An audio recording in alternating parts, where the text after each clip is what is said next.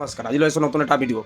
দ্বিতীয়বাৰলৈ অসমৰ মুখ্যমন্ত্ৰী ডক্টৰ হিমন্ত বিশ্ব শৰ্মা আৰু আমি মুখ্যমন্ত্ৰী আকৌ ঘূৰাই পালোঁ। আমাৰ ভাগ্য ভাল আৰু আমি নিজৰ মুখ্যমন্ত্ৰী আমি নিজে ঘূৰাই পালোঁ আৰু এইকাৰণে আমাৰ বহুত ভাল লাগিছে। আপোনালোকে কমেণ্ট কৰি জনাওক যে আপোনালোকে মামাক মুখ্যমন্ত্ৰী পোৱাৰ পিছত আপোনালোকক কেনেকৈ ফিল হৈ আছে। আমাৰ বহুত ভাল লাগি আছে, আপোনালোকে কমেণ্ট কৰি জনাওক। এই ভিডিঅ'টো চাই থাকক। হিমন্ত বিশ্ব শৰ্মা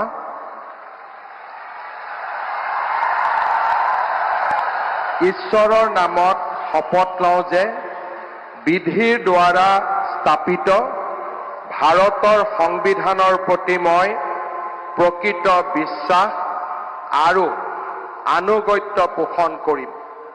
মই ভাৰতৰ সাৰ্বভৌমত্ব আৰু অখণ্ডতা অক্ষুণ্ণ ৰাখিম। মই অসমৰ মুখ্যমন্ত্ৰী হিচাপে মোৰ কৰ্তব্য বিশ্বস্ততাৰে আৰু শুদ্ধ অন্তঃকৰণেৰে সম্পাদন কৰিম আৰু মই ভয় বা পক্ষপাত, অনুৰাগ বা বিদ্বেষ নোহোৱাকৈ সংবিধান আৰু আইন অনুসাৰে সকলো শ্ৰেণীৰ লোকৰ প্ৰতি ন্যায় আচৰণ কৰিম।